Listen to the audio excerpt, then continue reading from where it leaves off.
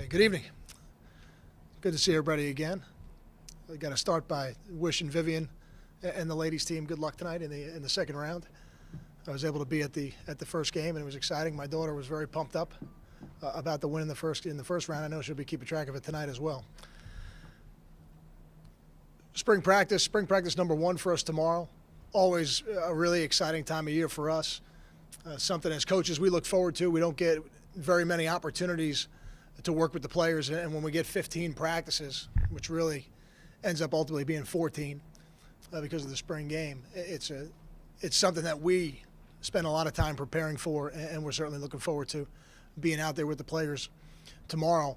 When we get to practice number 3 on Saturday, we're going to open that practice to the public and give them an opportunity to come out and see these players. I think that'll be – we've done that in the preseason before. We haven't done it in the spring other than the spring game, and I thought it was a good opportunity for the public and the fans to come out and see the players, see how they're progressing, some of the younger players that they got to watch last year a little bit, and then some others that they didn't get a chance to see that I think they're going to be excited to see. So we're looking forward to that. 44 letter winners returning on this team is exciting.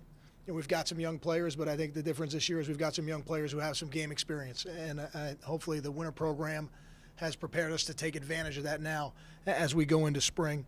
On another note, Brian Gross-Armiento, who is still in school with us and still with the program, is not going to participate in the spring for personal reasons, and I'll just leave it at that.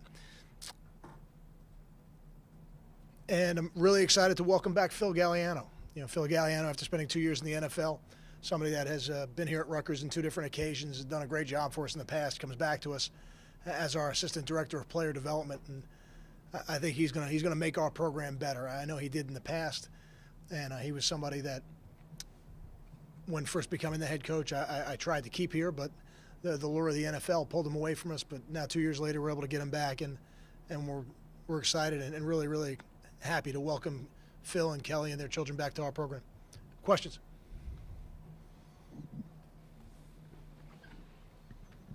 Kyle, with so many oars at the quarterback position, how are you going to handle that? How do you approach it?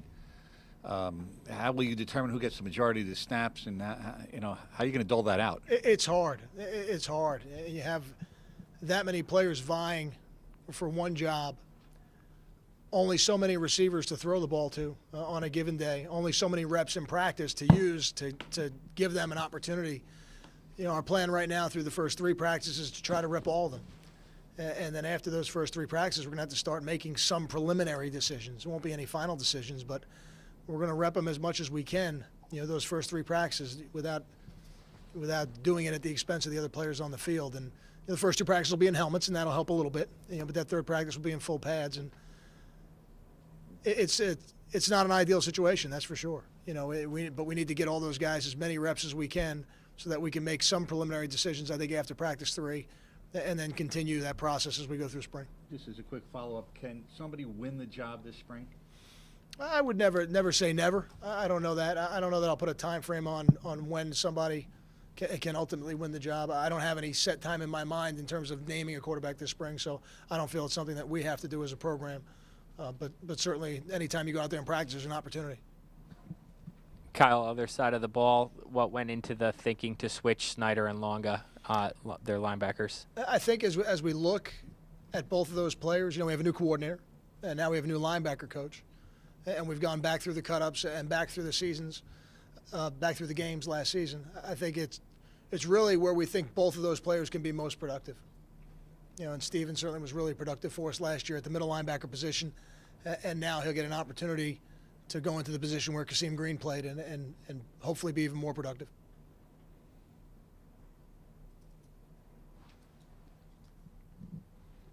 Kyle, I guess with Jameel Pollard coming back, how did that kind of happen? Because I guess he had a career-ending injury of sorts.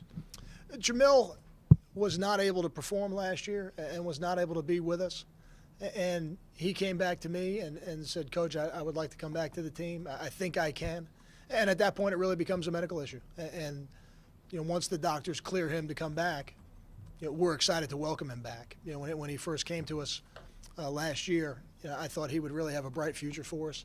He's been with us through our winter workouts. I've been impressed with what I've seen so far.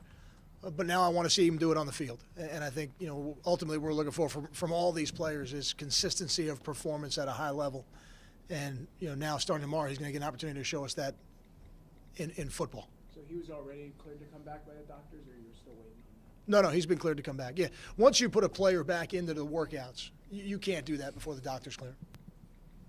Kyle, I guess it's a two-part question on the running backs. First, the level of concern for PJ and Savon, probably different levels, but since they're both listed on the injury report, and then what kind of opportunity that is for Dez and Justin. I think it's the second question is an easier one to answer. It's a great opportunity for Dez and Justin to carry the ball. I think we're going to see PJ do some things before the end of spring. I don't think we're going to see Savon do things before the end of spring. So, for PJ, I don't think there's as much of a concern. For Savon, we're going to have to see how he continues, through his rehab process. I think long term, all four of them are going to be healthy. It's just going to be a matter of when. Kyle, with the loss of Coleman and Pratt, two leaders, obviously Cruz got some leadership, but how important is this for the other wide receivers? Yeah, really, the nature of college football. Every year, every school loses their senior class and the leadership that those guys provided. And really excited for Brandon and Karan for what they're going to have an opportunity to do at the next level, because I really feel like both of those guys are going to be very valuable pieces of somebody's puzzle next year. But with them leaving, it provides a great opportunity for some guys who did some things for us last year, guys like Leonte, Andre Patton, Ruhan Peel. And then really it provides an opportunity maybe for some other guys to create a bigger role for themselves, guys like Carlton Agudosi, Janarian Grant, John Simmons. Now they're going to get an opportunity. And that's one of the exciting things and one of the really enjoyable things about spring is watching some of those players develop. I think it was 2 springs ago, a guy like Quentin Gauze really started to jump out at us, and then last year really started to play well for us in the games. And now there's going to be some guys like Janarian Grant and John Simmons who've played a little bit for us in games, but are going to have an opportunity to create a bigger role for themselves, like Carlton Agudosi will too. Kyle, when you look at some guys that maybe came back from their winter conditioning program or just as redshirt years, guys like maybe Miles Nash, Kamoko Toure, did you see a lot of physical improvement from them, and what do you kind of expect from those guys in this spring? Miles is a bigger guy now than he was when he got here. I think he's done a good job of building his body. He looks really good. Kamoko Toure, the same thing. Sebastian Joseph, I would put in that category. I think those 3 players are 3 of the players that I was thinking of when I see, the fans who come out Saturday to see the team. Those are 3 guys that they heard about in recruiting but haven't seen at all last year because they were on the scout teams. Maybe the guy, if you asked our strength coaches and you asked the team, because we're not with them all the time in the winter, who had the best winter program on the team, it might be Davon Jacobs, who did a tremendous job in the weight room, in the winter program. And I think the entire coaching staff is excited to see him out there perform. Was it a mutual parting with Osaka and Royster? They're not back? I think, obviously both guys were suspended for the bowl game. And I think they had an opportunity to move their careers on and maybe start anew. And I would leave it at that. Can you just talk about the secondary and what you expect back there? I expect a great competition at corner. We've got really one guy back there whose resume is a little different than everybody else's in Lorenzo. And we got to find a safety. And Davon is back there. And he's been working tremendously hard to try to have an impact for us at that position. And he'll have an opportunity to do that this spring. But I think that's one of the positions where we've got a lot of players who have played now. So even though we don't have the most experience or as much experience as we'd like to have, it's not that we've got a group that doesn't have any, which was a little bit what we had last year. So I think their opportunity for their learning curve to go up will be high this spring.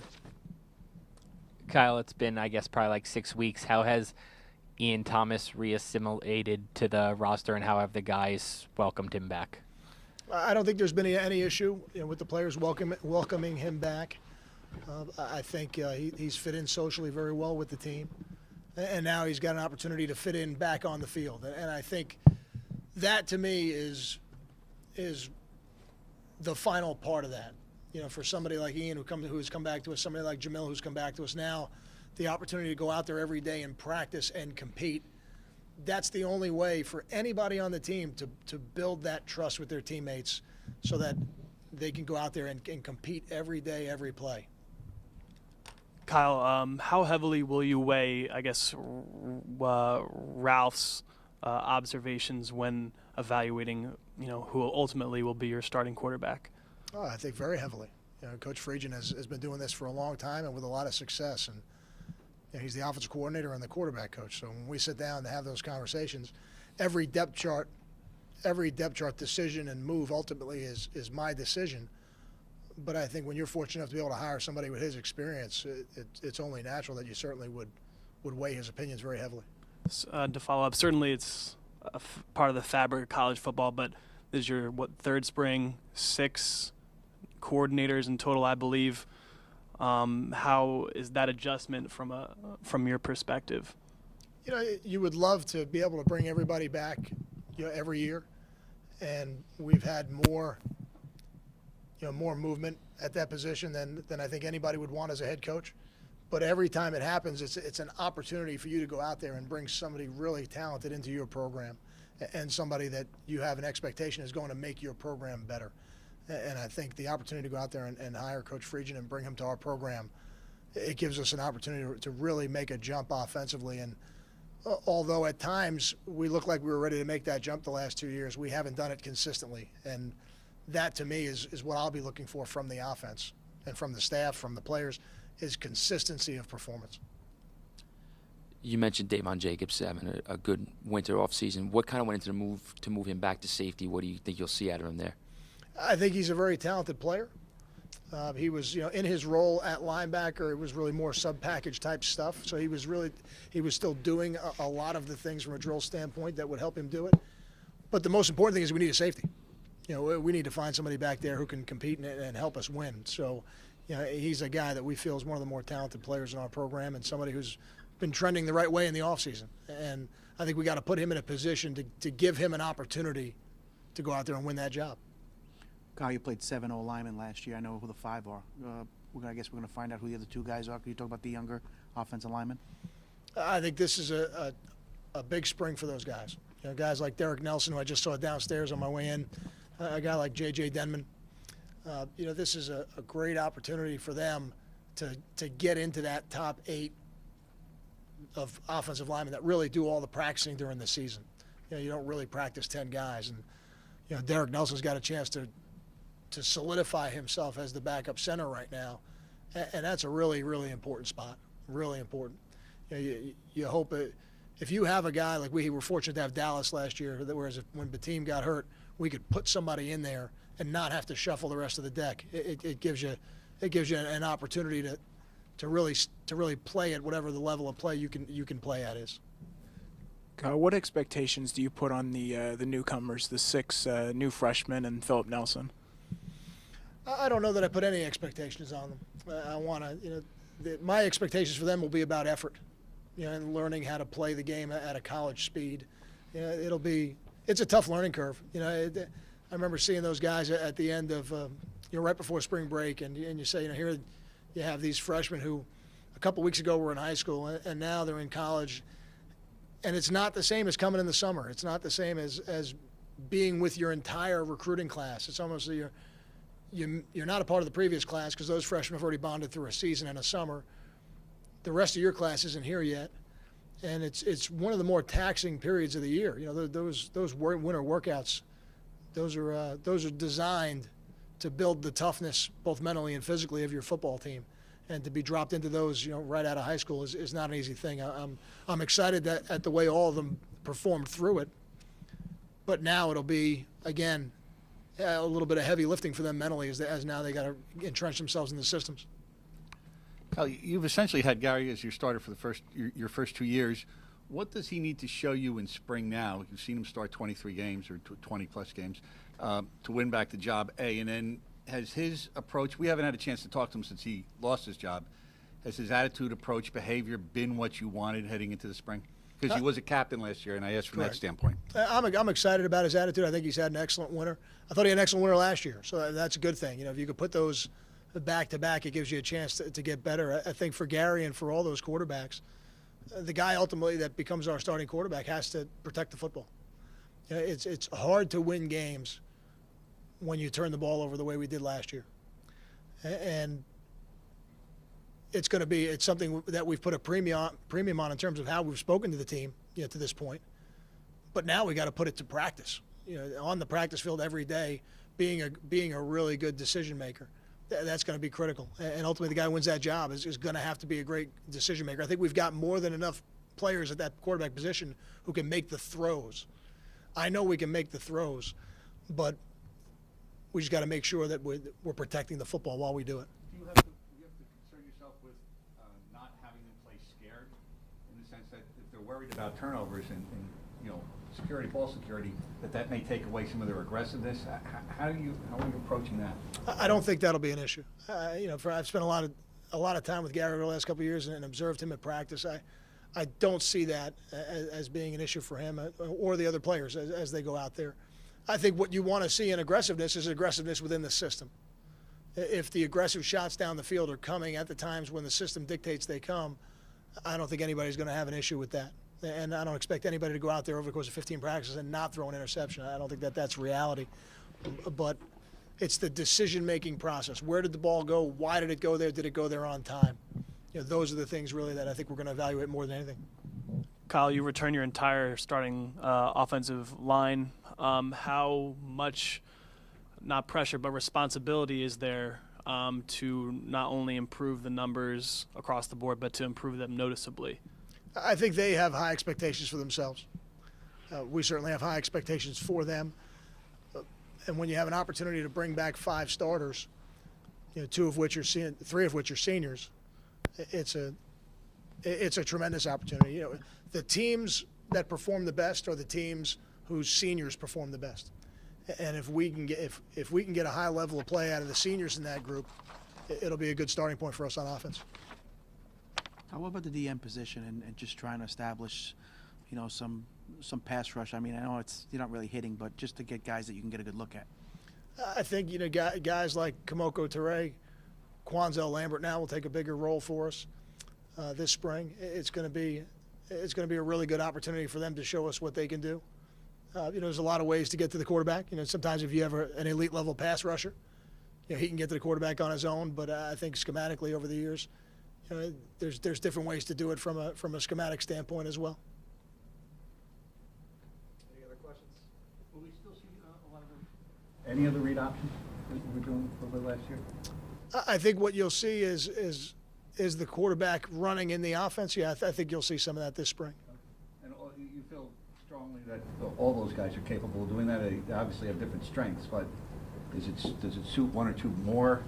No, I think all of them athletically, you know, they're all multi-sport athletes, you know, from high school, and I think athletically they're all capable of doing it. And you know, I don't think we're gonna make a living doing it, but I do think you can create some positive plays and create some schematic issues for the other team, you know, by having that in your arsenal and doing it.